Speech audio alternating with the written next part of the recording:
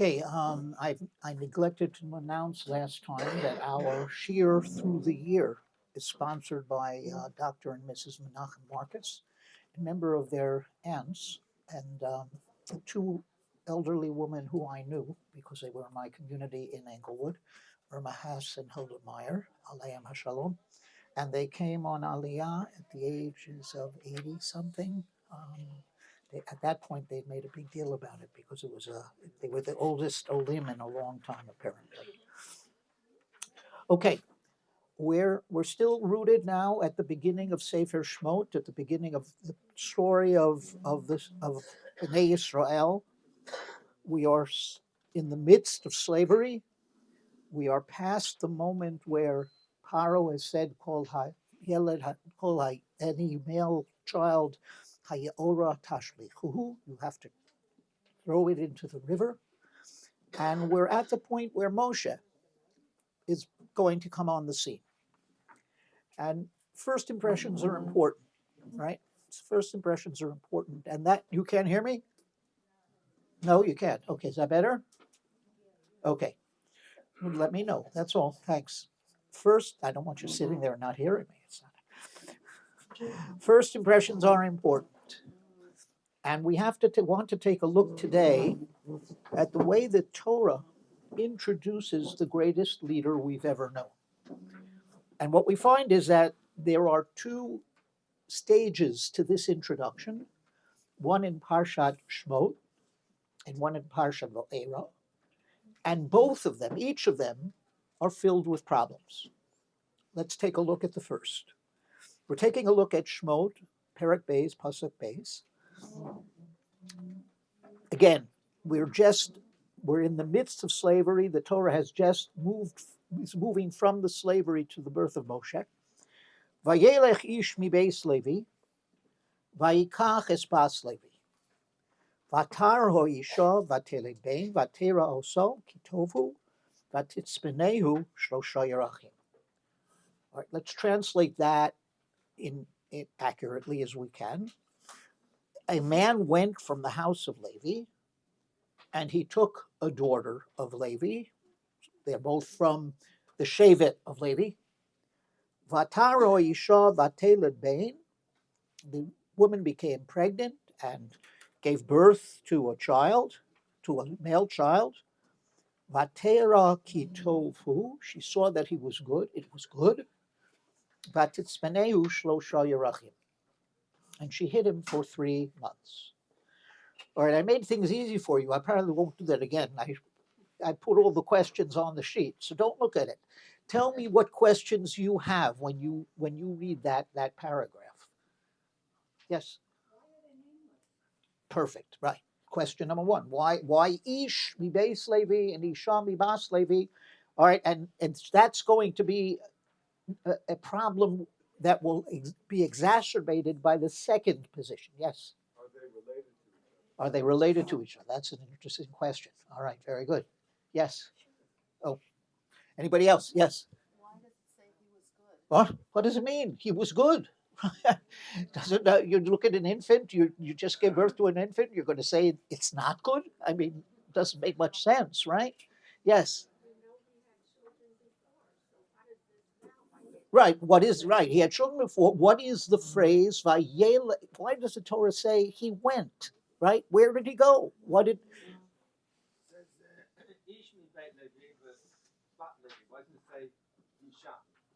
It says, oh, that's interesting. I didn't think of that. What? Right. I didn't think of that. All right. Because he is doing the action. But good question. Good question. All right. Also, why does she hide him only for 3 months? And the Torah goes on to say in the next pasuk that she can't hide him anymore. Well, what's changed? What's happened? And why does she only hide him for 3 months and then feels compelled to put him in that basket and put him in the Nile?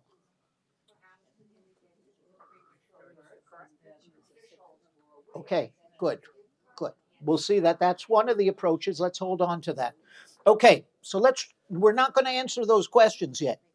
We're going to look at the second stage before we answer any of the questions on either stage. Okay, so the second stage is as follows. It's in Parshas Va'era, and it's found on pages 1 and 2 of your source sheets. And the Torah starts off this portion of the text by saying, "Vayidaber Hashem el Moshe lemor."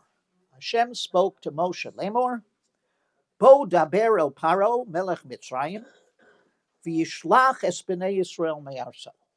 Go to Paro, the king of Egypt, and have him release the bnei Yisrael from his land.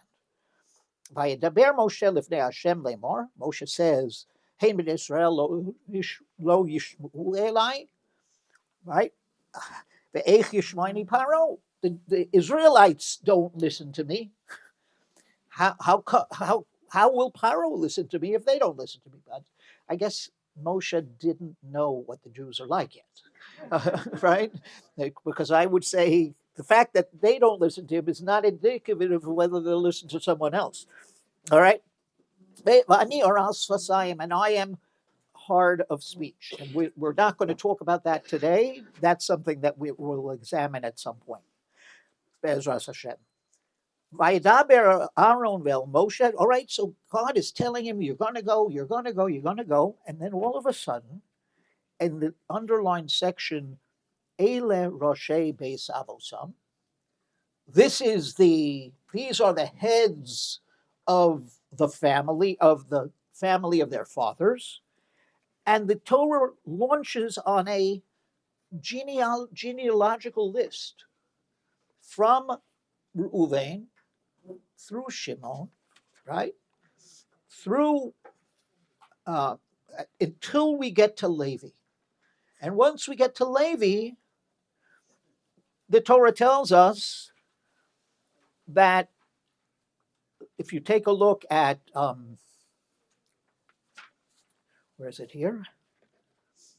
Right, the daughters of Levi, and Aaron took Abisheva for a wife, and Nadav for a wife, and here for the first time, I'm looking for where it is. Third line. Where that mentions, right, correct. And Amram took to wife, underlined section. I should have seen that because I underlined it myself. And Amram looked to Moshe, his wife's father, Yocheved, and she bore him Aaron and Moshe, and the span of Amram's life was 137 years. Okay, so now all of a sudden, it's okay to call them by name, right? We didn't call them by name in the first unfolding of Moshe's introduction. Here in the second, we're calling them by name.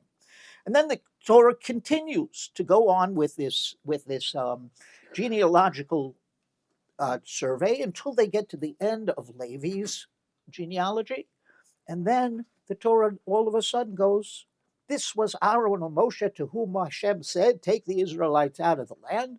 They were the ones who spoke to Paro, etc., etc. And Hashem spoke to Moshe saying, I am Hashem.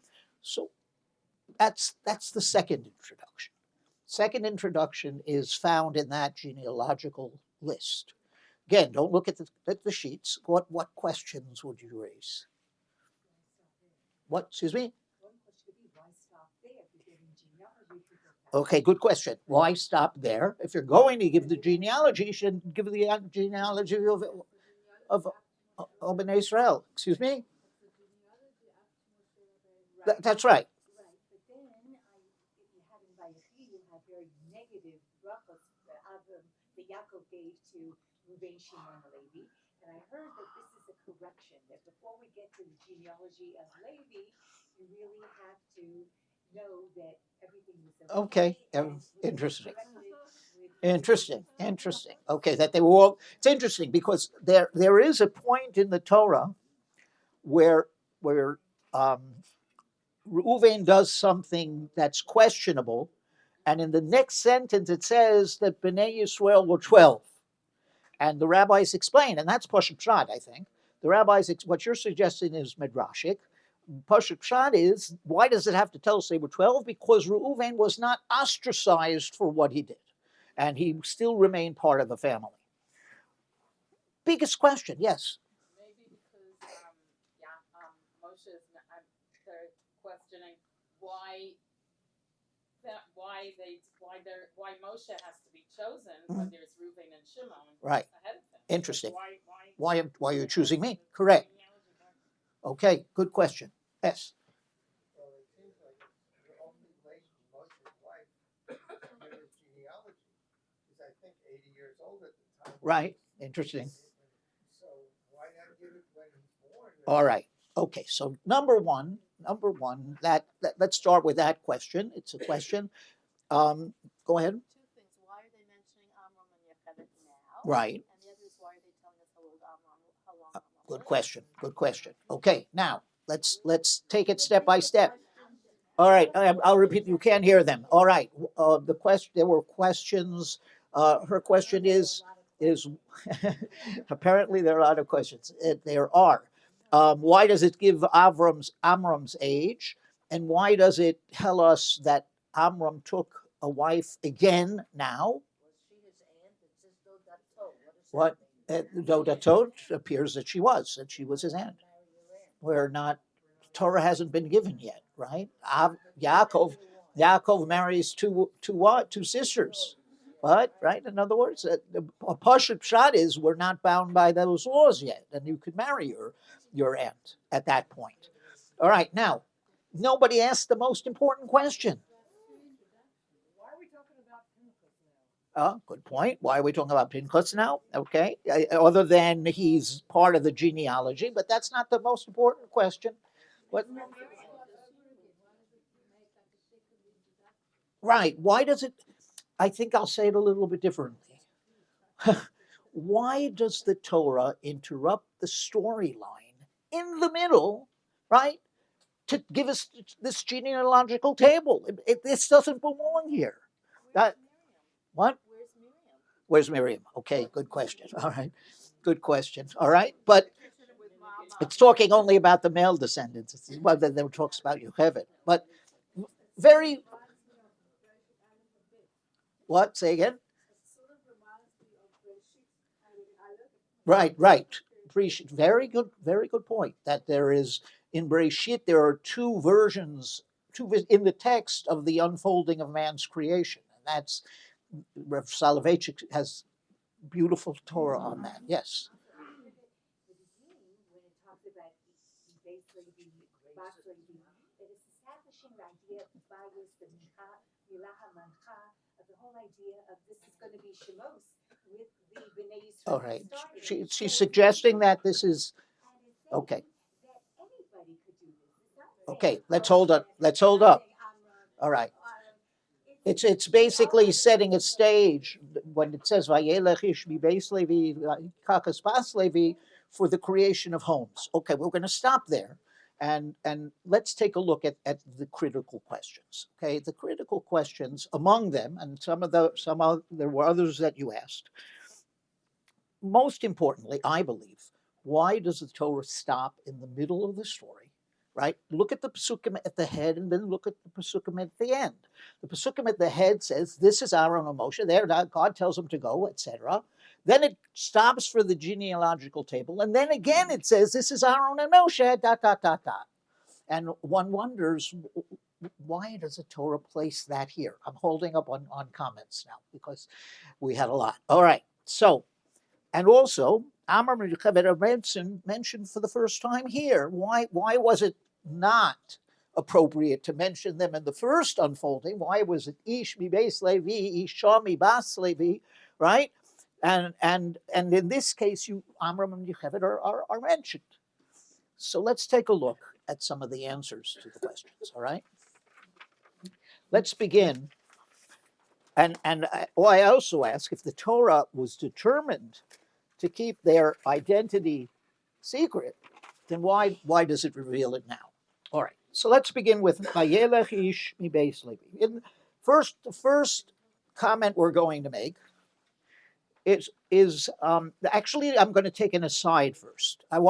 There's an aside that's kind of interesting, I think, and that is ki tov hu. We're going to answer that question first because it's not part of the flow that we're going to create.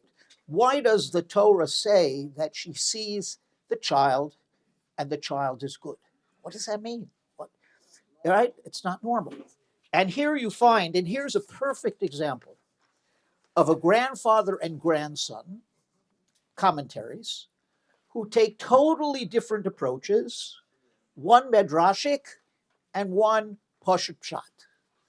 I don't have it on your sheets. Rashi says, Kishenolad nismale habayis kulo ora. This is a famous one that everybody knows, which is, not everybody knows, but a lot of people know, okay?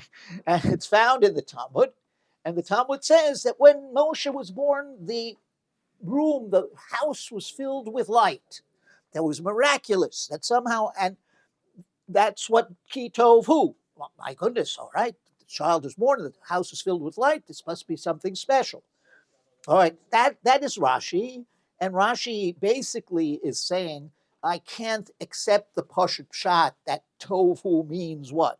That it's good, that he is good, that the child is good. That it doesn't make any sense, and therefore I'm going to the medrashic approach that's found in the Talmud, and that statement is found in the Talmud.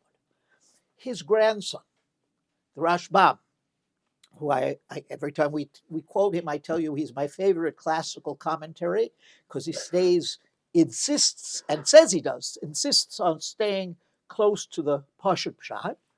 What does he say? He says, first of all, his first line is very, very sharp. He says, those who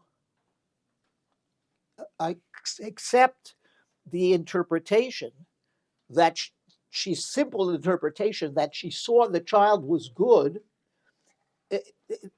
are totally off base, he says, because every mother sees their child as good. He goes on to say, though, and here he's quoting Talmudic literature as well.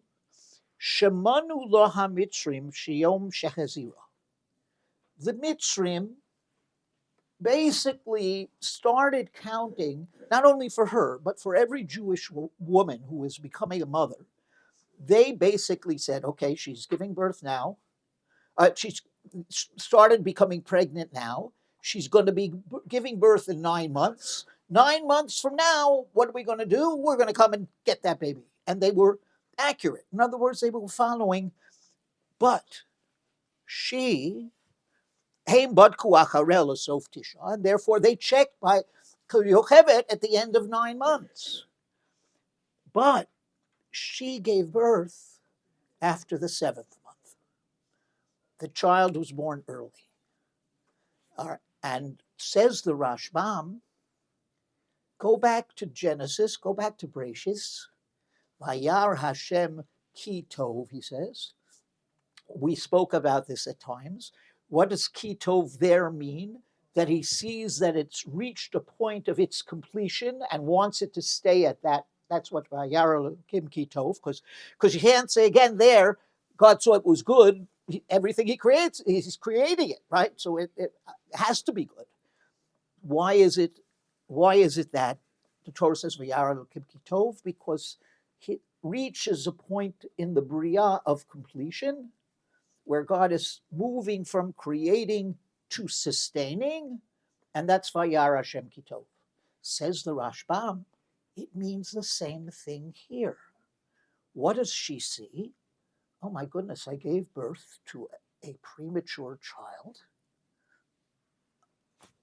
Maybe something will be wrong with that child. Vayar Elokim, Vayar Kitov. She sees the child. She sees the child is complete in its development. She sees the child is okay and healthy, and therefore she hides it. And that's the Rashbam. So take a look at the contrast between the choices of the grandfather and the grandson.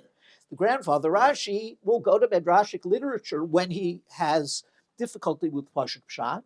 The Rashbam won't do that. He insists on trying to find a way to understand the text as it unfolds. Yes? He's not the one that talks about that the child was born in the 7th month? He's the one who quotes that the child was born in the 7th month. And he's saying, he is suggesting that that's the Pashut Pshat because they're only coming, she hides him for 3 months because she's able to hide him for that period of time because they weren't able to count that. Now, I know what you're suggesting. What you're suggesting is that that's some semi-midrashic because the Torah doesn't say that she gave birth after 7 months. But it certainly is closer to the text than an explanation that says that the house filled with light. And, I'm going to get onto my soapbox for a moment because I don't know if I've been clear enough when I talk about this. Can you hear me? Okay. Excuse me? Right now, we're going to go be on page 4. We're going to start approaches to the first stage. But before we do that, Pshat and Medrash are different approaches to the text. The Pshat is what does the text say, and a struggle to understand what the words mean and what the Torah is trying to convey. Midrashic literature is the rabbis building on the text, basically saying, what can we learn from this text? What are the possibilities? What do we want you to understand? So therefore, the questions you ask in each case are very different. When you're learning Pashut Pshat, you're asking, am I right? Is this accurate? Did this happen this way? When you're learning Midrashic literature, the most important question is what? What are they trying to convey? Right? You don't have to take. I don't know if I told you this story. I was teaching at Yeshiva University a class on Breshit, and here college students who had gone through the yeshiva system.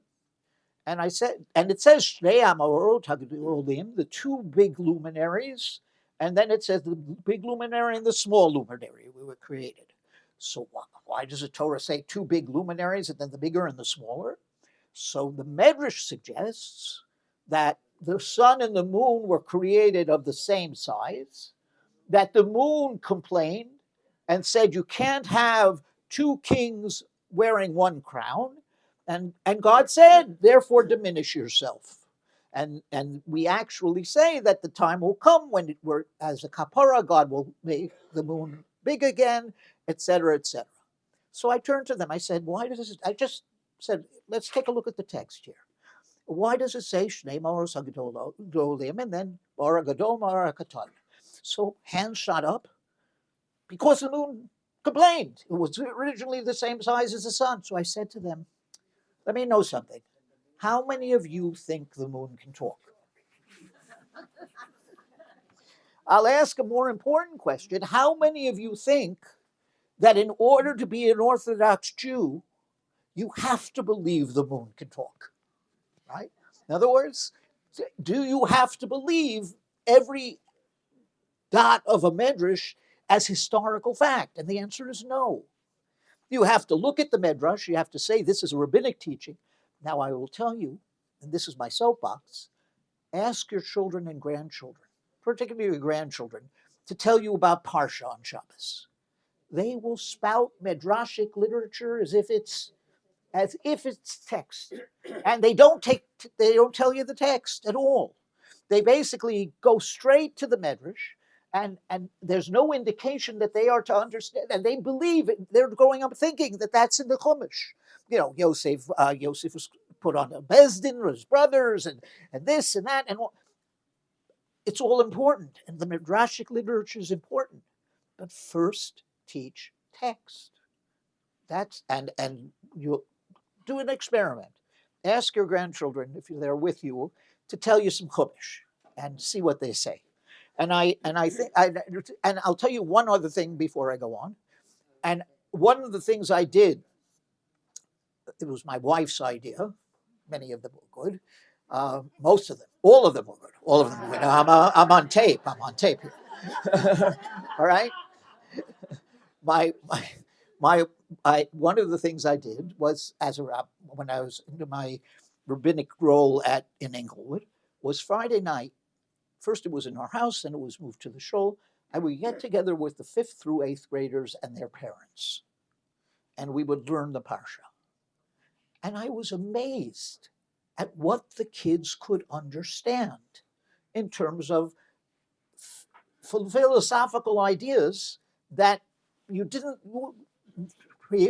oppressions, free will, issues that are very, very difficult, but you got to challenge them. You've got to, and that's missing. That's missing. All right. The soapbox is finished. Let's go to approaches to the first stage, Shmot. So the rabbis take a look at the first word, Vayelech. What does Vayelech mean? He went. Why doesn't the Torah simply say, Ish mi beis Levi lokach es bat? What does it mean? He went and he took. So you find a variety of approaches. The Even Ezra on your sheet says, "Va'arim rabos OUisrael yoshim," and we learned this, that the Israelites were in many cities, many places, and all of them were Eretz Ramses. Ulai be'ir acheres haisazos. She must have been perhaps in a different part of Egypt, and Vayelech is telling us that he went from his place to his place. Along comes the Ramban, and as he often does, he turns and he criticizes this interpretation.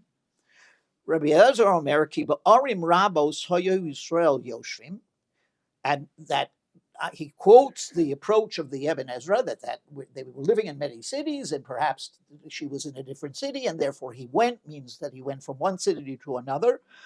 And the Torah then says, wait a minute. It says the Ramban, I'm sorry, the Ramban says, why does the Torah, if that's the explanation, why does the Torah have to tell me that? I don't need to know that. I don't need to know that he went from one city to the next. That's not an important fact. Okay, he went from one city to the next to find a wife. But so he pushes aside the Eben Ezra's suggestion, and he quotes, and he offers another suggestion.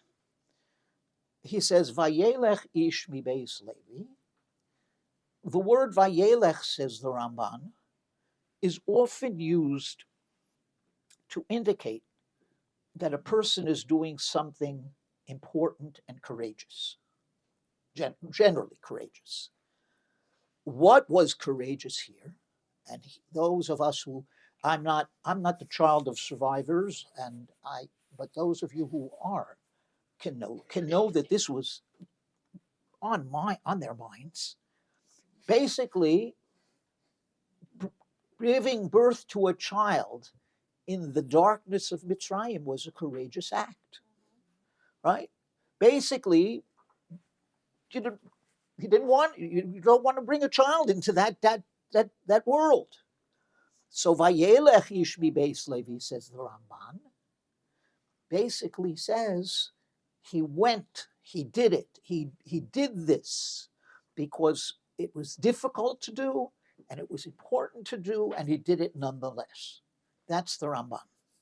Vayelech ish, and he points out that if you look at the word Vayelech over and over again in the text, you'll find that it means something new is being done, and often something courageous is being done. The Ramban is built upon a medrash. There's a famous medrash, right? That many of you may know, and that's quoted in the Talmud at the bottom of the page. And here the medrash fills out a story that is the underpinning of what was said by the Even Ezra, but you don't have to accept it. I'm sorry, by the Ramban, but you can accept the Ramban as it stands without this underpinning. What's the underpinning? That's suggested by the medrash. What's suggested by the Amram said, Omar l'shav anu amelin, Omad v'girash esishto. Amram was upset. He said, we're working, we are working for nothing. We are being killed, we're being tortured. What?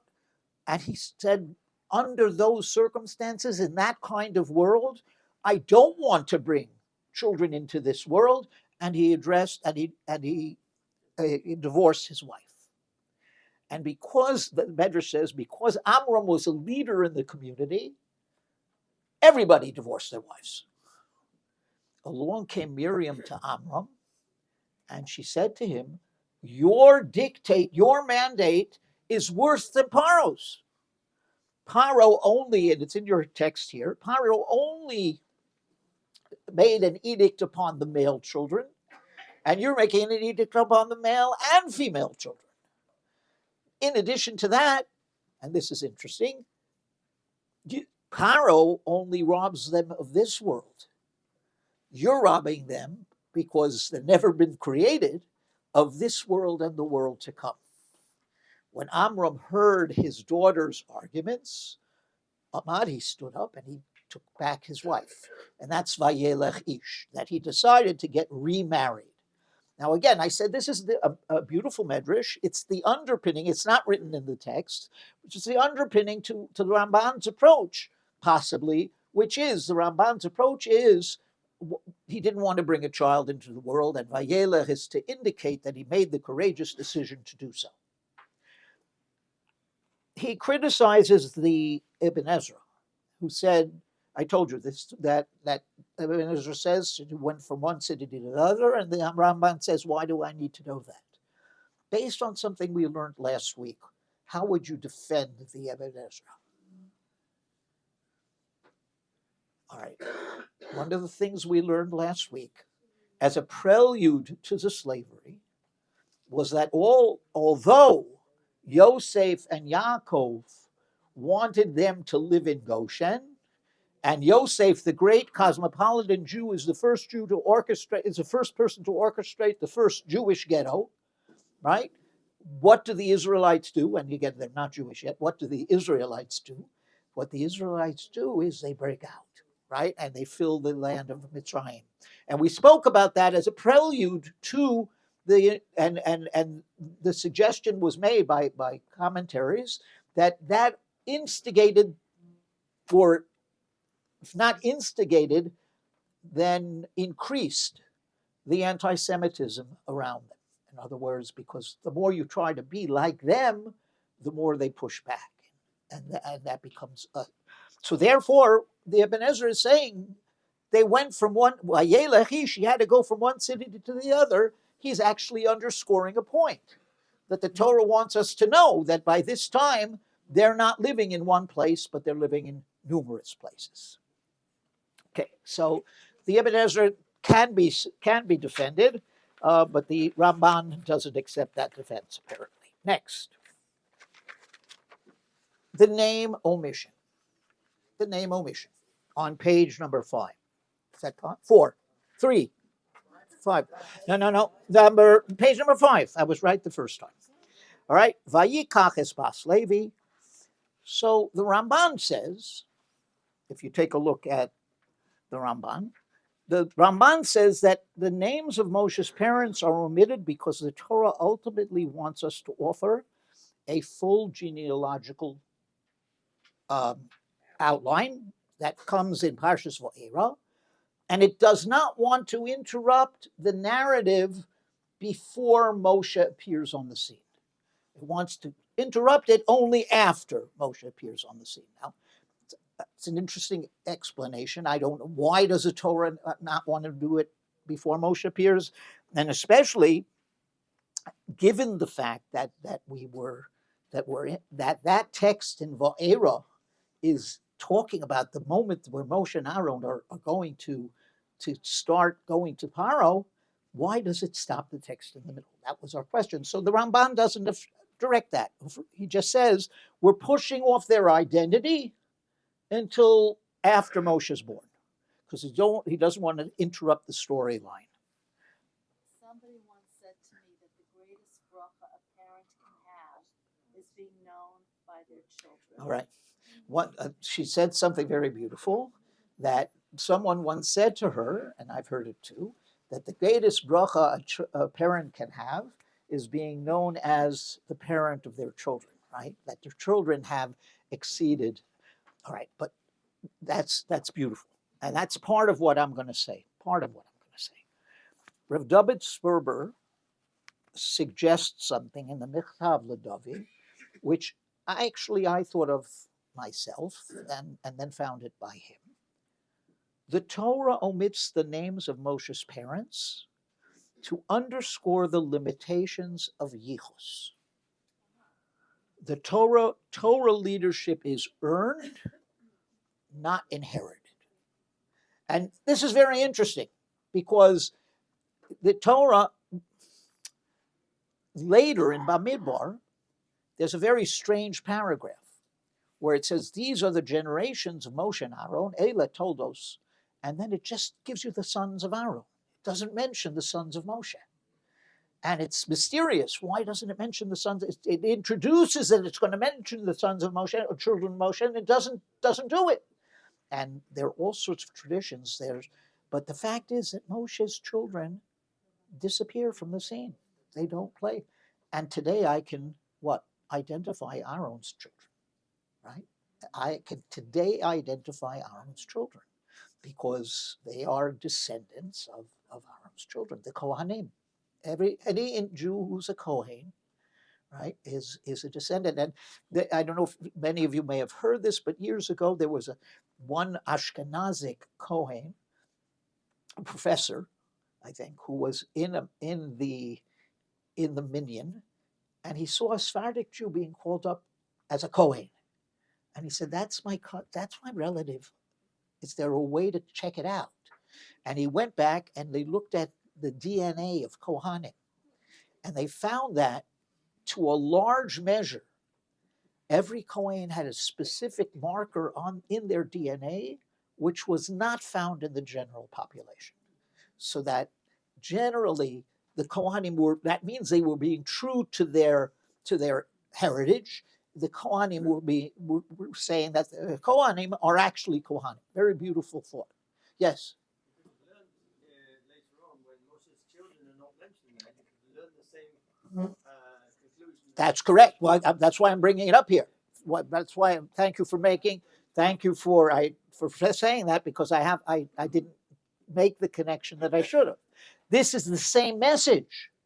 The fact that Moshe's children are disappear from the text, the fact that Moshe's children aren't mentioned, again, is an indication that there's a limitation to yichus, right? That there's no guarantee that the child of a great person, in fact, in many, many cases, we find that the child of someone great is not great. And there's all sorts of issues. Two comments. One is it seems to emphasize the origins. The father was a Levi, the mother was a Levi, and the Levium were not slaves. Right. Well, that's according to the Medrash, but that's all right. all right. Why does he's saying why does it mention Levi? It shows that his midfield is Amram's. Right. Leadership was even more courageous because he didn't have to be a slave to feel that this was. Feel their pain. Right. Very good. Very good. All right. You're suggesting, and again, I'll repeat it for everyone to hear, that the mention of the fact that Levi, Amram, and Yocheved are Leviim, that mention is an important mention because, according to the Medrash, the Leviim were not enslaved. Only their brethren were enslaved. And therefore, the fact that Amram made a decision not to have a child was because his brothers and sisters couldn't have children. And that was a nice indication, a nice thought of merging the Medrash with the text. Okay, so limitation of yichus, very, very important. I remember my two grandfathers were each in their own way very significant people in the Jewish community, and I would always go make it my business to go up to the teacher that I had in teaching my Jewish subjects and say, I want you to know my grandparents, my grandfathers, and everyone would say, oh, I know that one, depending on what world they lived in. I came to Yeshiva University and I went up to my Rabbi and I said, do you know my grandfathers? And I'm their grandson. He says, I'm interested in Yichus Atzmacha. Right? He said, I'm interested in the yichus that you create. And that shut me up. All right. And from that moment on, I didn't go like the kind of student that every other student hates and try to curry favor with the teacher. What? That's Well said. Well said. I look at the Yichus of Mashiach. Well, who does Mashiach descend from? On one hand, the daughters of Lot, right, who live with their father, and who have relations with their father, and on the other side, Tamar, the story of Tamar. Yeah. It's not only the Yichus issue, it's also the fact that the pasuk you brought about Moshe and Aaron is the fact that chinuch, that Moshe, the Midrash tells us, Moshe was mechanech Aaron's sons, and is therefore zoche To be called their father. Right, that's correct. There is a point, one of the interpretations of why the Aaron's sons are called the children of Aaron and Moshe, because Moshe taught them. What about his own? All right. Yeah, but I'm saying Yeah, that is important. Correct. It's not only an issue of yichus; it's an important that is definite, and it falls into what we're saying, that someone can't sit back and say my child is going to be okay because of his bloodline. It doesn't work. All right, now let's go to the second stage. Well, okay, let's go to the second stage. We're going to have to go a little faster here. Go to the second stage. Why does the Torah interrupt the narrative of Exodus, of the Yetzias Mitzrayim, to suddenly give a genealogical table, and why does it now mention the names of Moshe and of Amram and Yocheved, whereas it didn't mention them before? And you find that there are a variety of interpretations. Take a look at page number 6 at the top of the English. The Torah contrasts the detailed mention of the progeny of Levi with the limited mention of the progeny of the older brothers, because of his older brothers, to indicate that Levi raised his children in such a way as to produce leaders such as Moshe, Aaron, and Miriam. What you have basically is on page number 6 at the top of the page, the Sforno, suggesting that if you look at the genealogy, you'll see that the genealogy becomes more detailed when you hit Levi. Right? And therefore, the Sforno says God is teaching us that Levi merited because of what he did, etc., because of how they lived. They taught their children, raised their children in such a way as to produce Moshe, Aaron, and all right. Next, there is the Malbim. Someone asked, why does it stop? And if you're giving a genealogical table, why does it only start with Reuven? One of you asked it, and one of you answered. I don't remember who did what. One of you answered that this was to show that the earlier ones who should have received the honors, right? Reuven is the Bechor, Shimon is next, that God is waiting. He's waiting until he gets to the parents of Moshe and Aaron. And he's showing you that the other ones lost their rights. And it's like and it says the Malbim, it's like can be compared to a pearl in a vessel full of sand.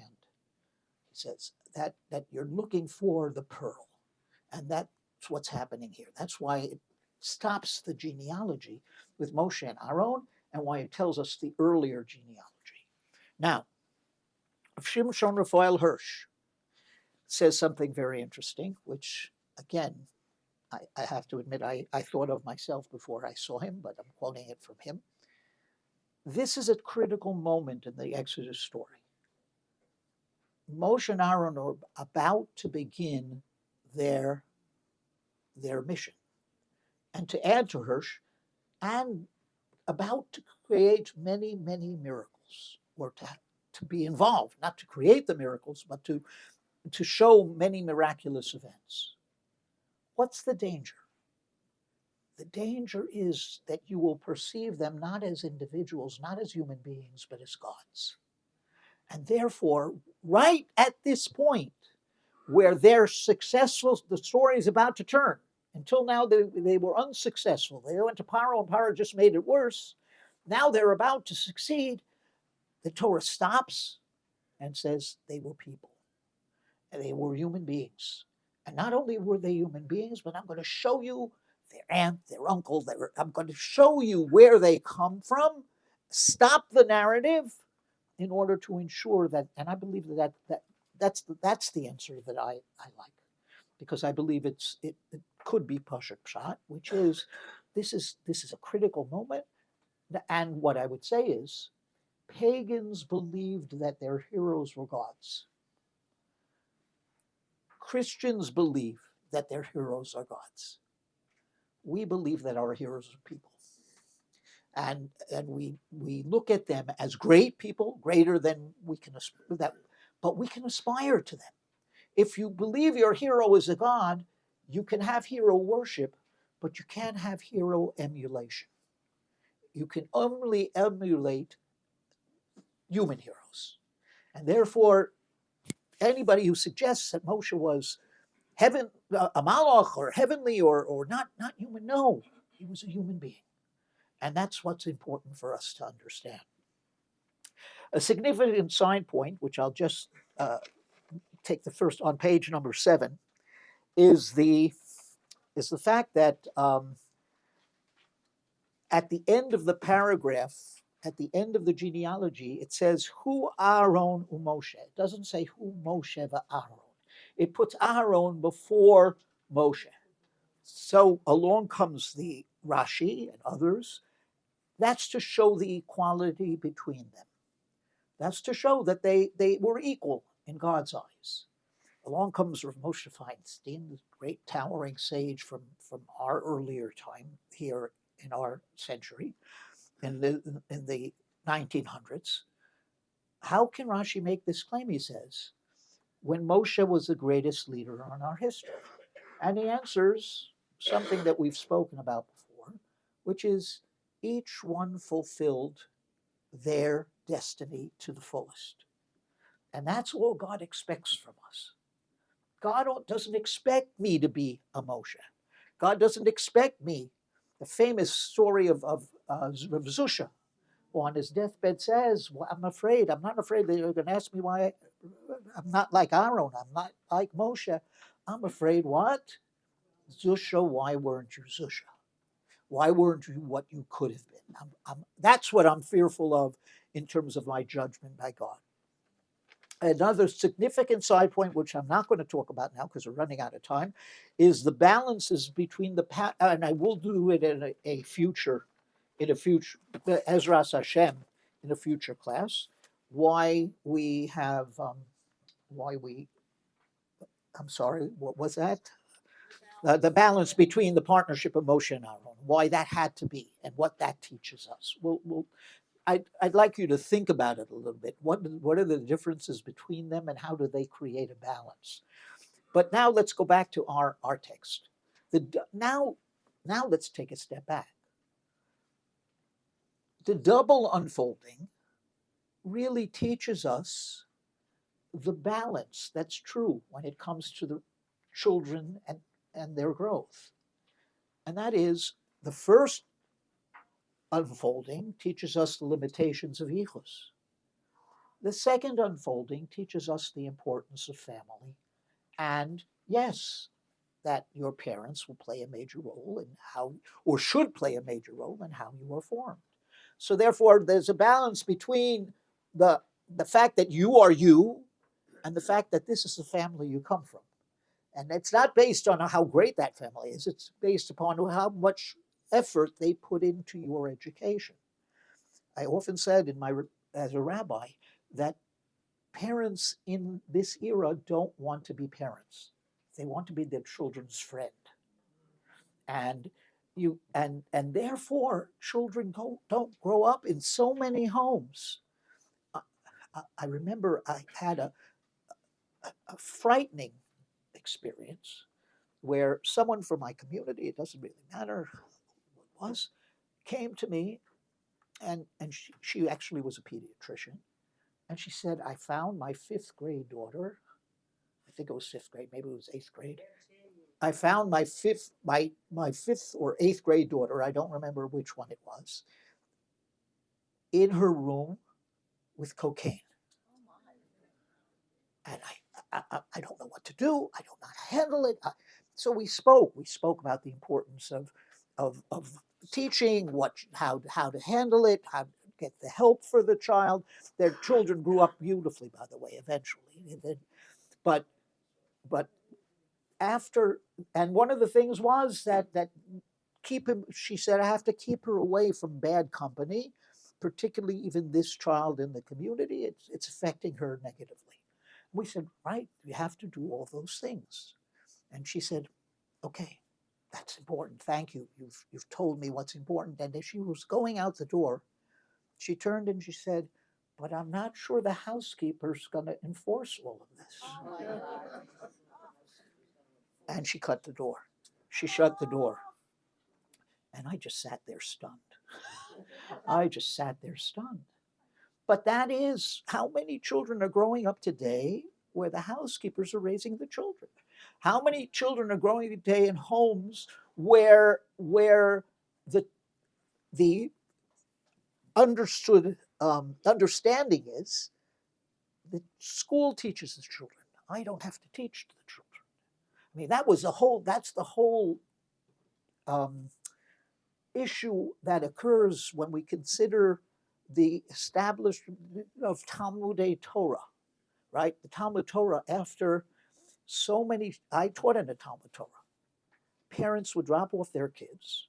You would teach them Yiddishkeit, and the parents would say, okay, but that's good for you. We don't do that. We just want you to know it. And so many Jewish lives were lost because of that in terms of their identity as Jews. If a parent once said to me, teacher is to teach my child not to cheat. I said, no, you have to teach your child not to cheat. And if the child sees you cheating on taxes and cheating in other ways and is aware of it, then the child will learn to cheat. And I've often said, if the child is learning and the parent is not learning, the child will learn that learning is good for children, but not good for adults. So that's the balance. That's the balance. The balance between yichus and where you come from, but where you come from not in terms of yichus, but in terms of who was teaching you.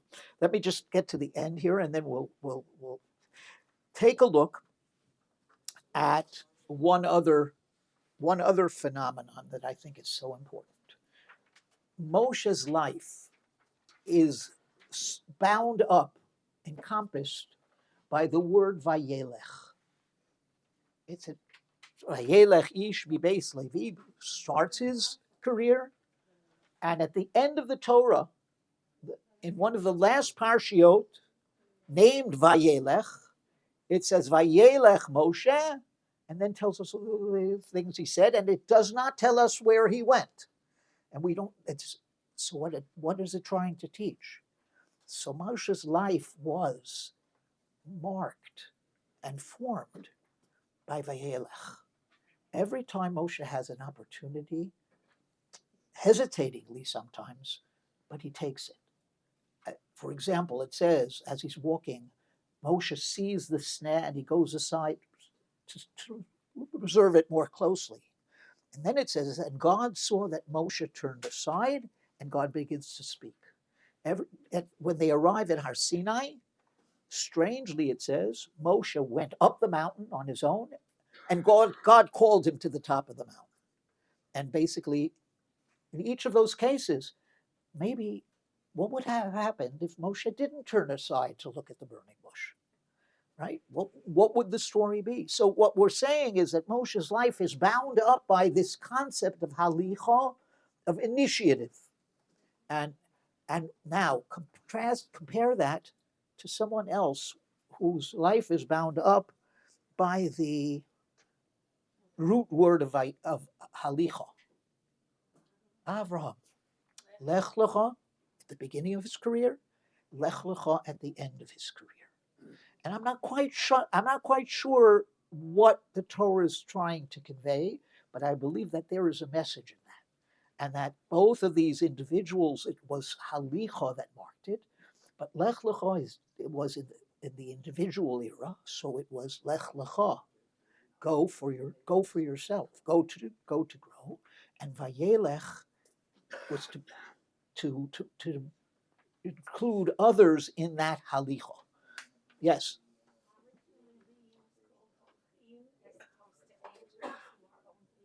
I'm sorry. Human beings are holchim as opposed to angels who are omdim, who don't. We are constantly. That's why the Gemara says, when you say goodbye to someone in this world, you're not supposed to say lech bishalom, go in peace. You're supposed to say lech lishalom, right? Go towards peace. Continue to grow. Continue to do. When do you say lech bishalom? Only God forbid when someone passes away. Yes, final question or comment. This ties in very much with one of the questions why the whole genealogy is just at the point at the snap. Right. Because that until that time Moshe wasn't Moshe. He's about to assume a leadership position. He wasn't the leader. He was becoming This is not at that point. at which point? When he's about to succeed. When Hashem is sending him to Mitzrayim. No, that Hashem is speaking to him in Mitzrayim now. Hashem is sending him back to Paro. It's not the Sneh. I'm sorry if I wasn't clear. It's basically Hashem, he came to Paro, he was unsuccessful, and now he's coming back to Paro. What it is it's the moment when he's about to succeed, when the mission is about to really begin. And that's what the paragraph is. Okay, ladies and gentlemen, that does it for today. Thank you very much.